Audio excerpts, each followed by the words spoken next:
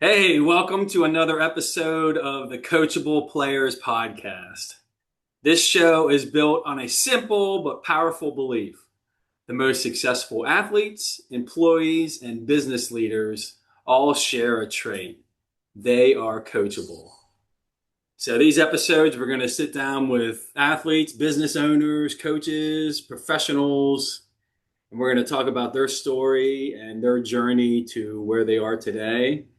And this episode is going to be really cool, kind of emotional, maybe a little emotional. I've been recording a podcast with Chris Martin, my guest here, for 5 years, and we're still going strong. I think stronger than ever. So check out the Building Loving PA it. podcast if you haven't. But Chris, a person like Chris is the ideal candidate to get interviewed on this podcast. He was a basketball player in high school, played in college. He was an athlete, and he worked various professions, labor and in the office. And now he's a business owner. So this is what it's all about, brother. Chris Martin, Here welcome we to are, the man. Coachable Players. I love it. I love it, John. This is fantastic. I'm excited about this, and thank you for referring to me as a former athlete. I like that he was an athlete, It is, because it that's is. true. I was an athlete. Those days are long, long gone, But they were unfortunately. glory days. They were great days. Oh, the glory days. Yeah, of course. Yes. You know, That's where we're going to it was start. just We're going right let's to the do it glory days. Tell right us about there. Chris Martin and tell us about your journey in sports. Let's start with youth. Like, Well, all I don't right. want a 5 hour story here. Just keep it under like No, 2 hours, no, if you will. So. I promise. I promise. I promise. So, yeah, growing up, I lived in I grew up in Pittsburgh. I went to I played football, basketball, baseball, soccer, it's just nonstop. And as I got older, we moved to Central PA and started to focus more on basketball. And I was really, really fortunate when, where I went to ended up going to high school. I went to Manheim Township High School, and in Lancaster, and had some just amazing guys I was around. And all of them were really, really good athletes. Some guys played football, baseball. But the guys that I was closest with and still remain close today are the basketball players. Hmm. And we were fortunate, or I should say, I was fortunate because I played with all of them. But our team graduate, we all graduated in 1989. So yeah, we're that old. Yeah. But we ended up winning the District Three championship. Nice. In out there out in Central PA in your neck of the Yep. woods. Yeah. Got to beat the great Steel High Steamrollers Oh, for that's a big one. Yeah. yeah. We along the way as we're through the playoffs and everything, we beat Harrisburg, we beat Cedar Crest, Wow. Dallas Town, and then Steel High, and it was great. It was so much fun because you know playing playing playing a sport, and you know this, John. Yeah. Playing a sport with guys that you love, like truly are brothers. You Yep. know, um, John Miller, Bill Baldwin, Ed Plackens, Dennis Cavry. Those guys are like always going to be my brothers, Yes. and you want to do things for them. You want to work your ass off in the summertime. You want to put in the extra shots. You want to do, run more sprints, which I was not known to have ever been good at. But so I was really fortunate. I played with some really, really good players. Four of us on the starting five went on to play basketball in college, and Awesome. Johnny, the other guy, the one guy that didn't play basketball, played baseball. Okay. So we were You get two around a lot of studs. athletes. Yeah.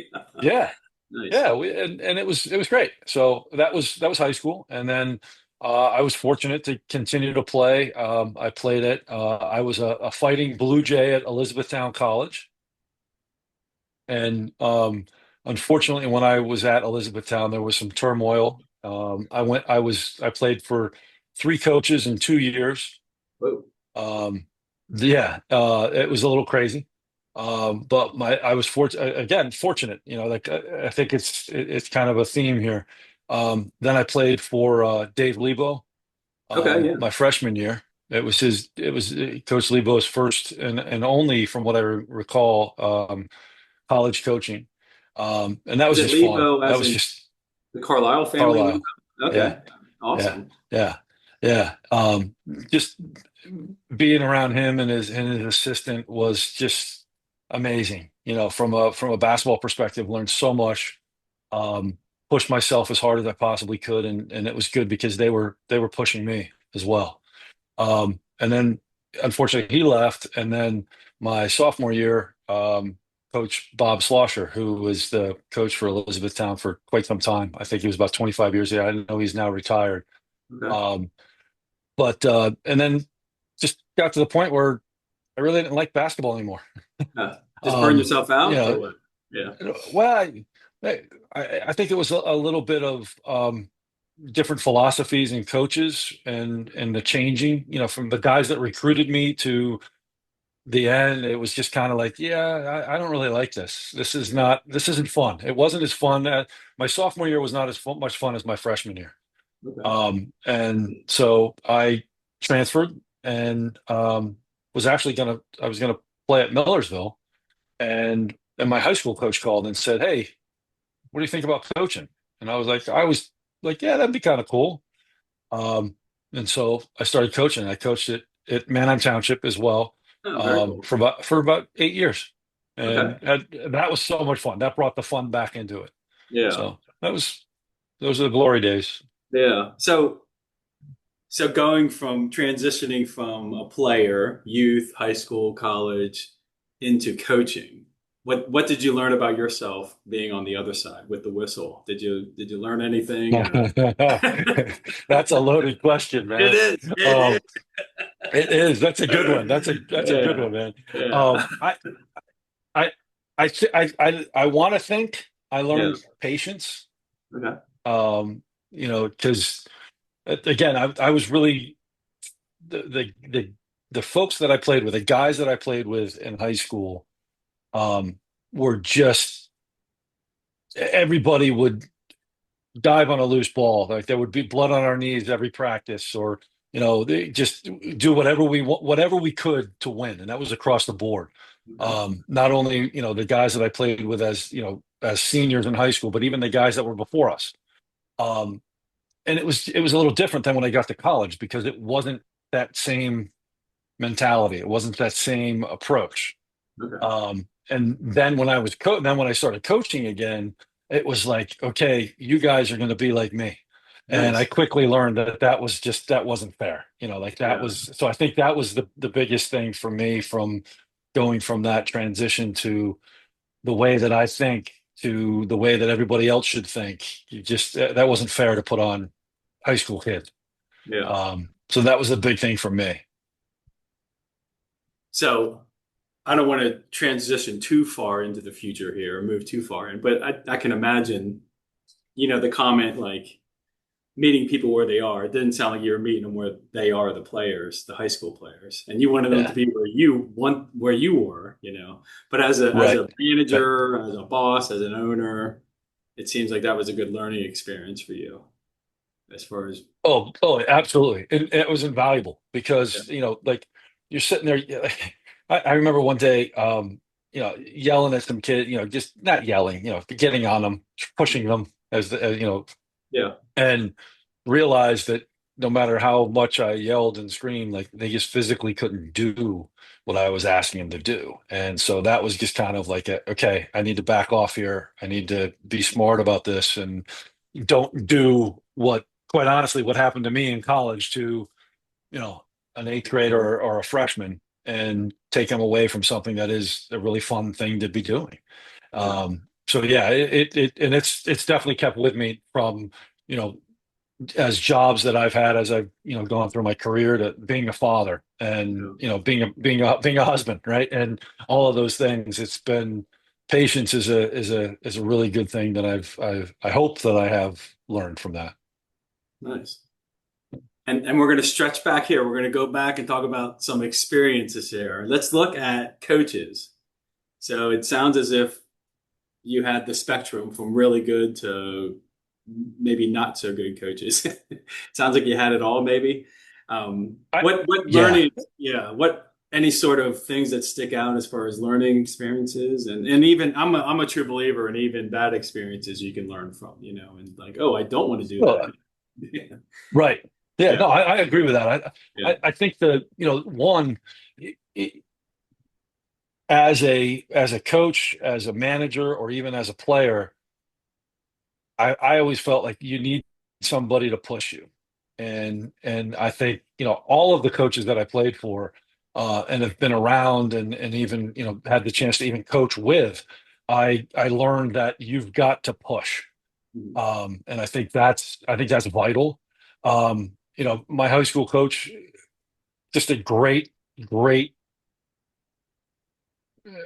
not motivator, but um, he just pushed you beyond what you possibly thought you could do.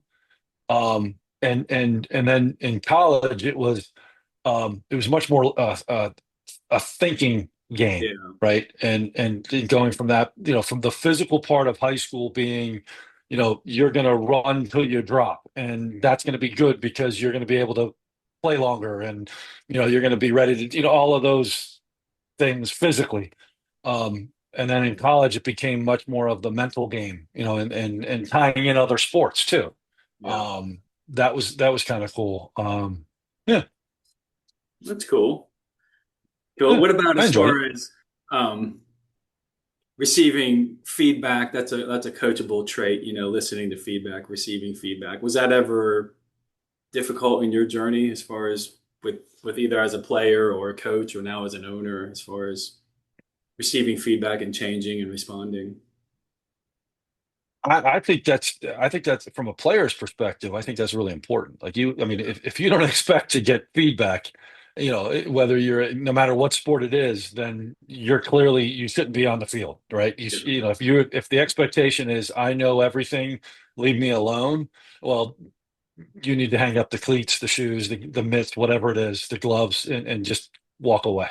yeah, So I think that's important. And even in business too, in your life after whatever, those things are, you should expect to get feedback. I mean, even though I own my own marketing firm, I get feedback from my team constantly.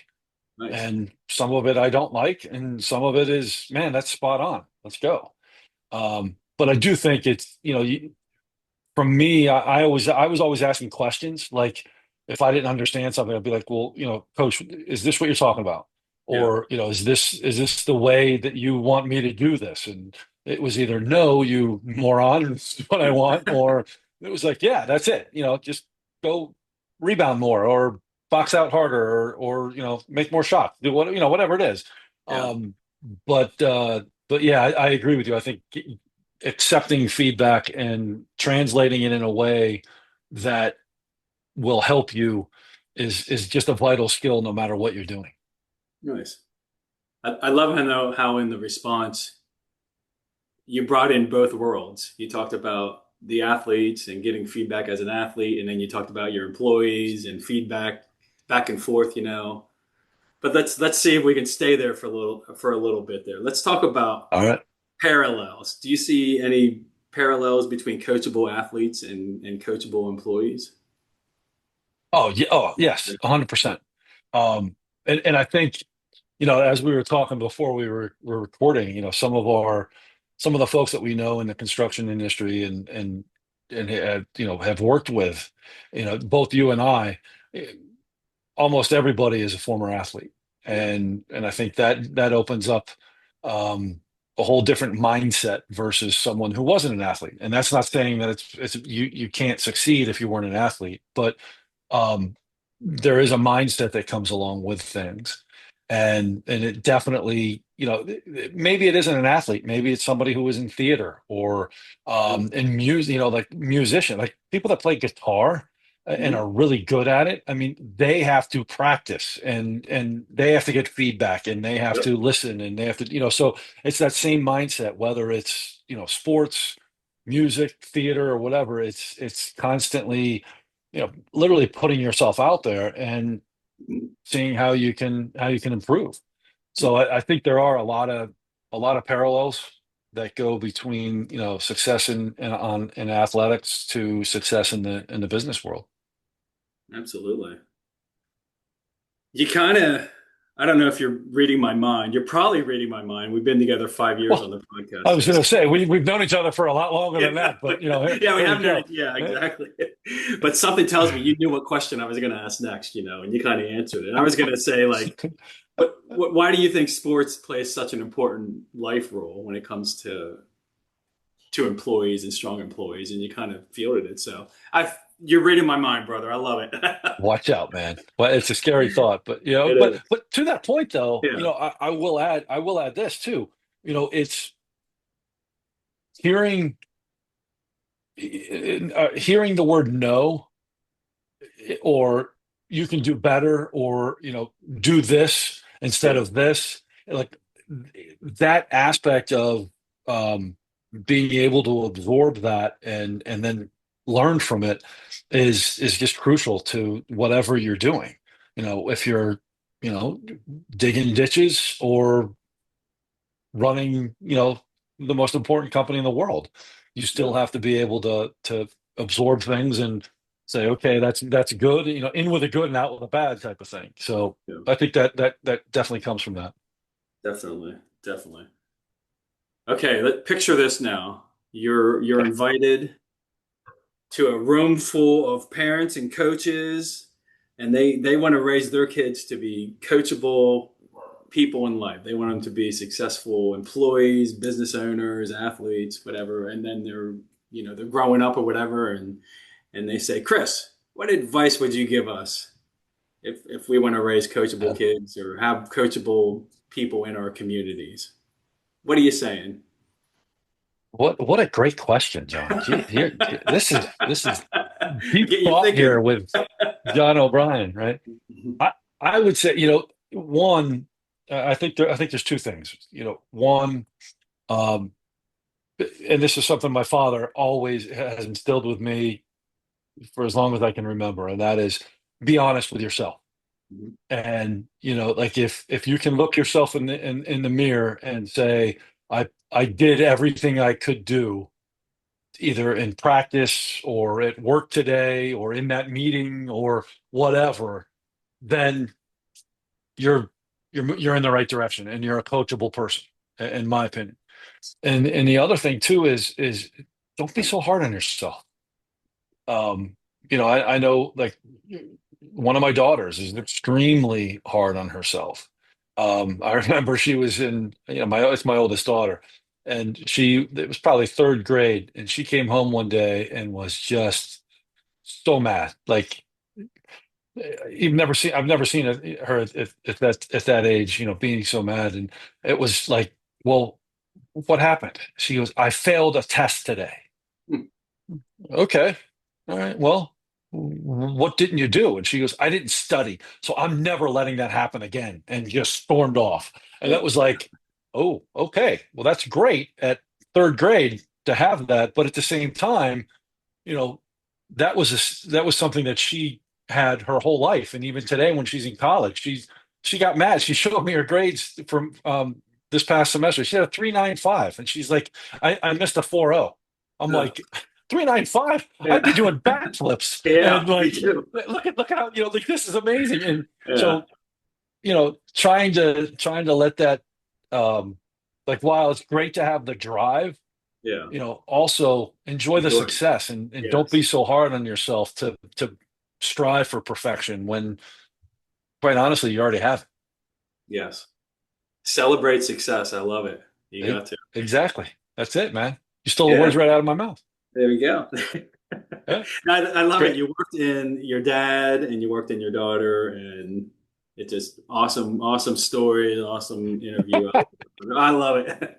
Any sort Watch of out. I could. yeah.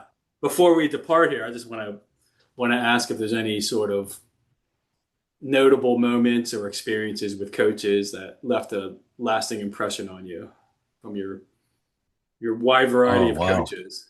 There's a lot out there with all the years you played. So Uh, there was a couple stories that were Yeah. that I remember. I mean, in high school, our like we would, obviously play pickup games and do those things, and um, our coach would play with us occasionally, and he was pretty good.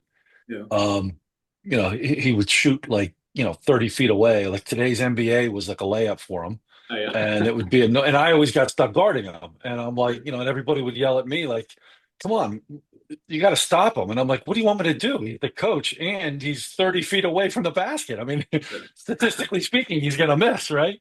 Yeah. Um, and it was just a funny thing. Like the first day of practice, my senior year, I walk into the locker room, and there's a Far Side comic, on my locker, and it said, and you, Martin, keep that hand in his face, and it's the kid with the one big hand, so Yeah. it was just something that I remember. That's Um, cool. but yeah, that was, yeah, there's some good things. I mean, again, my high school coach really pushed us collectively, and clearly made me a better player. I mean, I don't think I would have played in college had it not been for him.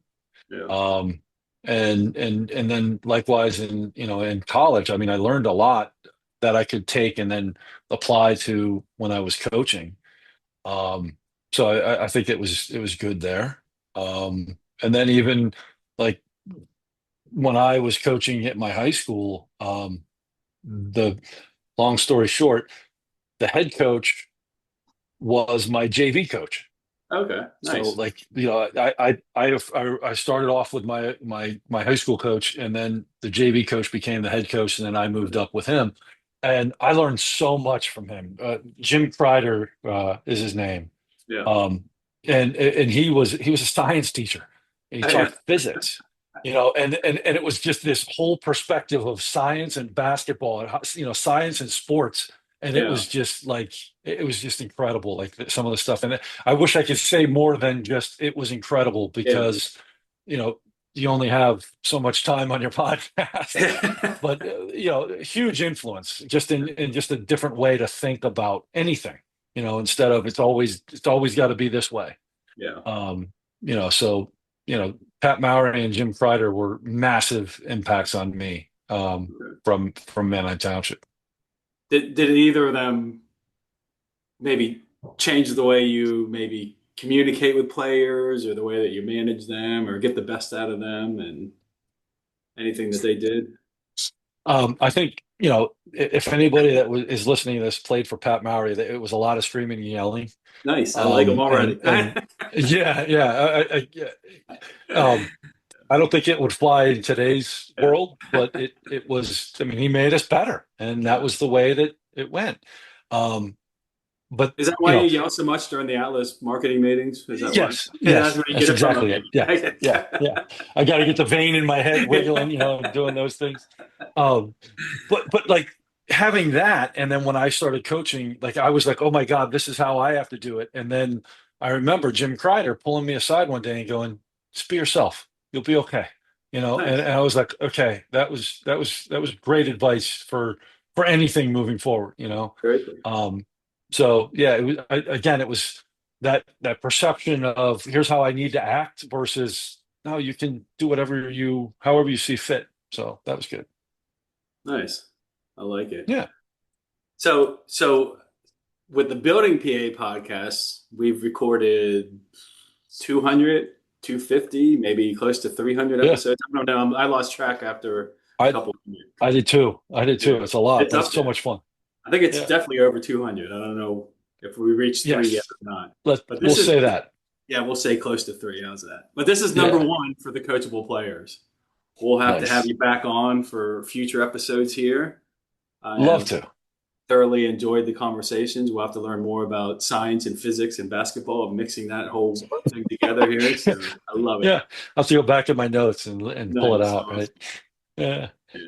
Now, thank you, Chris, for coming on the show here. Thanks, everyone, for listening to the Coachable Players podcast. Remember, the most successful athletes, employees, and leaders aren't just talented, they're coachable. If you enjoyed today's conversation, share with a friend, a teammate, or a colleague who could use a reminder that being coachable isn't just a sports skill, it's a life skill. Until next time, my friends, stay humble, stay hungry, and stay coachable. Thanks again, Chris. Thanks, Sean.